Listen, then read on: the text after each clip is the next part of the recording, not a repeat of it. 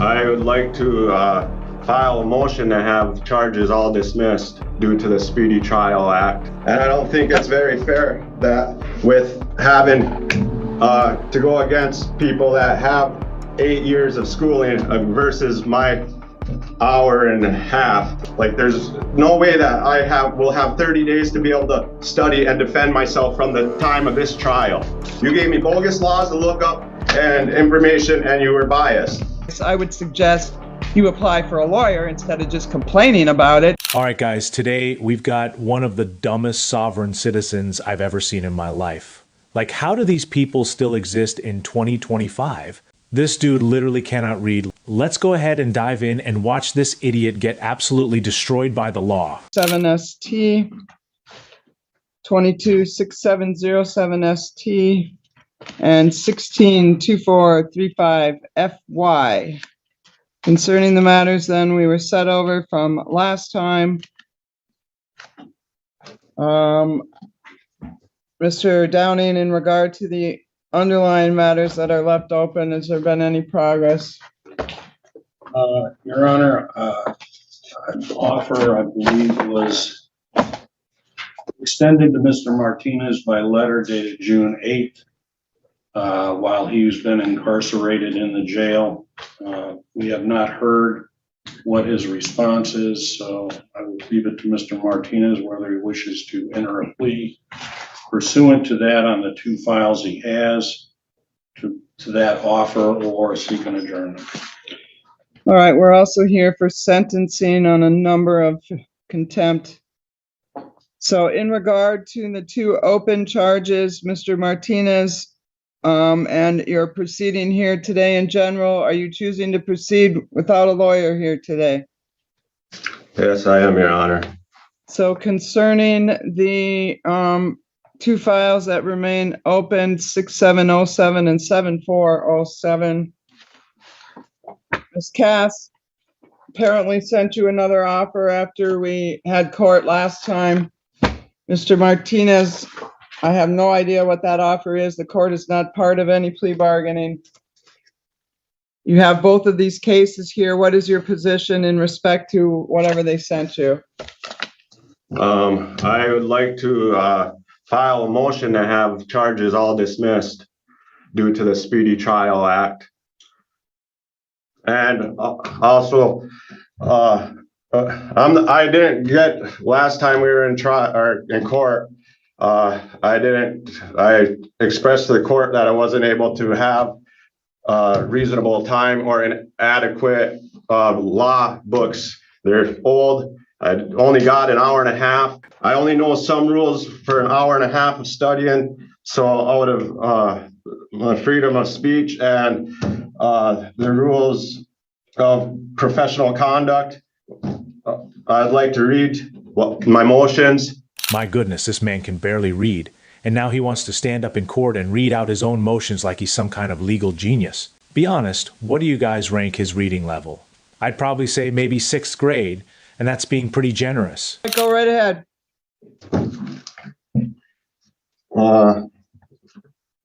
For every waste of time and the more money of the people and their state, I would like to say this under the right of free speech, and I would like to invoke on my rights, civil and state laws, to state and file motions and to be treated fairly by judge and prosecution, to uphold all the laws that are to be held in the courts, and so as me representing myself can have a fair chance without having rights infringed upon by any members of the court. And I'm doing so. I'd like to file a motion to have all charges dismissed upon my rights being infringed and violated. Due to these reasons, rights to speedy trial and to have adequate time to with representing myself, and in doing so, these are my civil rights and need to be enforced and protected. Not enough time to study, even after motion, or the judge throughout plea, not able to study in a reasonable time, having defended myself when it was brought to the court's attention and prosecution, if need to. It's all on court record, transcripts and rights of trial by jury and adequate time to have my own witnesses, which are under the time frame, and the prosecution knowingly didn't explain what or help me, which is repugnant and biased by the court. And for also the court saying and giving false advice, and also for my bond being excessive and also biased in setting bond by stating it's more than fair when I was unable to bond out.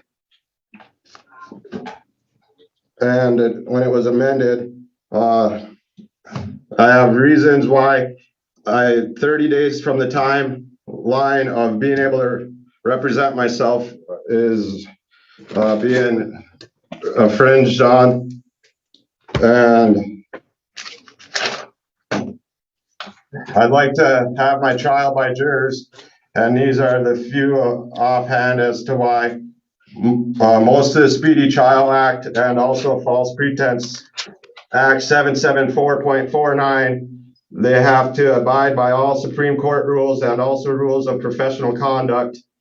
Opinion 4, which is federal, asking for help retaining for motion. Prosecutors Rule 3.8, didn't take action or all actions making sure my rights were protected. And Rules 4.3, if they know the law and what I'm saying, these are U.S. Supreme Court, Michigan rules. And I swear, I have a feeling the judge only agreed to let this sovereign citizen read it just for the entertainment value.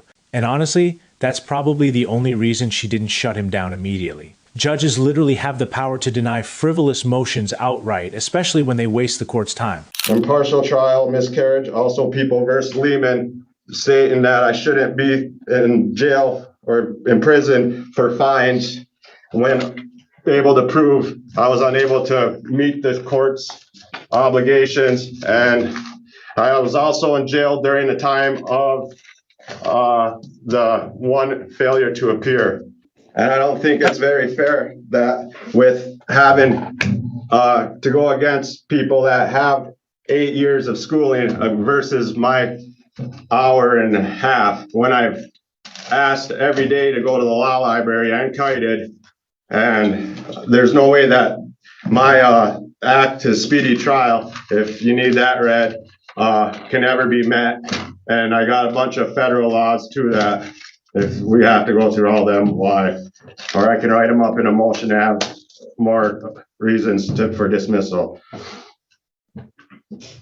All right, thank you, Mr. Martinez. Mr. Downing, do you wish an opportunity to respond, or do you want an opportunity to do a written response, or where are you at with that? Your Honor, that's a very rambling, if you want to call it, motion. I don't know how any kind of speedy trial is impacted here, in as much as one of these was just set for trial and the first trial date was today. He also failed to appear on the other one. He's set for sentencing on that. If he's complaining about legal research, he has a right to a court-appointed attorney to assist him in advising him of all that. I do note the record 2 handwritten responses from Mr. Martinez in response to Ms. Cass's offer letter asking to discuss the offer with her. It says nothing in there about speedy trial or anything of that nature, to the extent that he's setting himself up or trying to set himself up for these objections. I don't think there's any basis for it whatsoever. But if the court would like a written response, we would need a transcript of what he has rambled on about here in order to decide what it is exactly he's arguing. All right, in regard to the matter, we've spent a good hour and a half or more on the record. I think it was last week, maybe the week before. We went through a whole plea colloquy. We got down to the end. The deal had been made. He decided at the last minute then he wanted to have a trial. So we set this matter over to today's date. He didn't want a lawyer then. He doesn't want a lawyer now, yet you want to complain that you don't have access. You're going up against people with 8 years of education. Which is it, Mr. Martinez? You want to represent yourself or you want a lawyer? I want to represent myself, but I also was given false information by some court officers that I wasn't allowed to have a standby counsel or have advice by a counsel. And I know there's also a federal law that says that I'm able to have third-party advice. So like I said, I only got out for 2 days, really, the last 2 days. I don't know how I'm supposed to be able to study upon the law, which I stated last time that the law books are and pages are missing out of them. And I showed guards that last night. Like, there's no way that will have 30 days to be able to study and defend myself from the time of this trial. I'm definitely thinking he's playing dumb, just because there's no way somebody could be this stupid when they're just staring down actual jail time. His whole defense crumbles under the simple fact that he could have a court-appointed attorney for free. But nope, instead of taking the free legal help, he'd rather waste everyone's time filing nonsense motions and then whining that he only had 1 hour to study for court. Let me know what you guys think. And it states that as a federal law and if you want to see the Speedy Trial Act, I have it right here. I can read it off. Pretty familiar with that. I've been at it about 35 years now. Okay. So in regard to the matter, Mr. Martinez, your motions are denied. In regard to your lack of a speedy trial issue, the following is my finding. One, first off, I'm going to sentence you on all of these failures to appear in contempt of courts. Last week, you had the opportunity. I dismissed and purged 2 of them. If you pled on 2 of them, we got through the whole plea colloquy on that. And you didn't want that either. So then we went through the hearings, and I found you guilty of 4 contempts because you failed to appear 3 times and you haven't paid. We're looking at a 2016 case that you still haven't paid on. So this is my sentence. You want to say anything in respect to your failures to appear sentencing before I impose sentence? Mr. Martinez.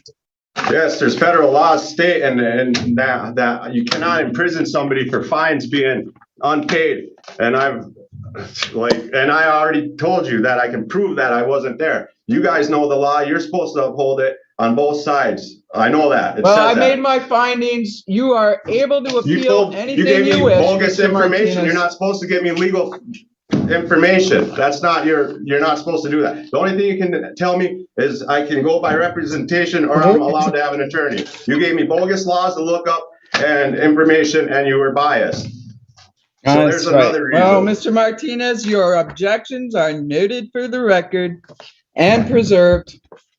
In regard to the matter on the failure to appear and failure to pay in 162435 FY, I'm imposing 45 days in jail, 23 days of credit on both counts. In respect to 226707 ST, 2 failures to appear, 45 days in jail, credit for 23 days concurrently with the other case. However, at this point in time, Mr. Martinez is 1, serving a sentence, 2, has failed to appear numerous times in this trial previously, including several trial dates that were set timely. And the reason that it's not going to trial, for example, I gave him a timely trial date back on April 29th of 22 when he didn't do us the courtesy of bothering to come to court. So I am finding under the court rules there is good cause and clear and convincing evidence that's been demonstrated that he's likely to fail to appear for future proceedings should I give him a PR bond on this case. So for those reasons, I'm leaving the bond in place. We'll set a firm trial date for July 10th. We'll trail the new file along. And if you change your mind about a lawyer in the meantime, Mr. Martinez, you can make the request to the district court clerk. She'll refer it to the Michigan Indigent Defense Commission. They'll decide whether you qualify. In the meantime, the sheriff has the purview of the resources over there. You're entitled to use the jail resources. The sheriff is the one that's going to decide what the time parameters are. I don't have any control over the sheriff. So you can complain. Your record is set. You have made your record. It's all preserved here today. But in respect to the issue, if you really want to have some assistance and get some meaningful legal advice, I would suggest you apply for a lawyer instead of just complaining about it. But that might actually get you somewhere. So I don't know, Mr. Martinez, it's on you. If you guys enjoyed this, I'd really appreciate a like and subscribe. Also, let me know in the comments if you guys have any recommendations for any court hearings you'd like to see. I post every single day, so I could definitely do that for you guys. Thanks again. I appreciate you guys so much for watching. Take care, everybody.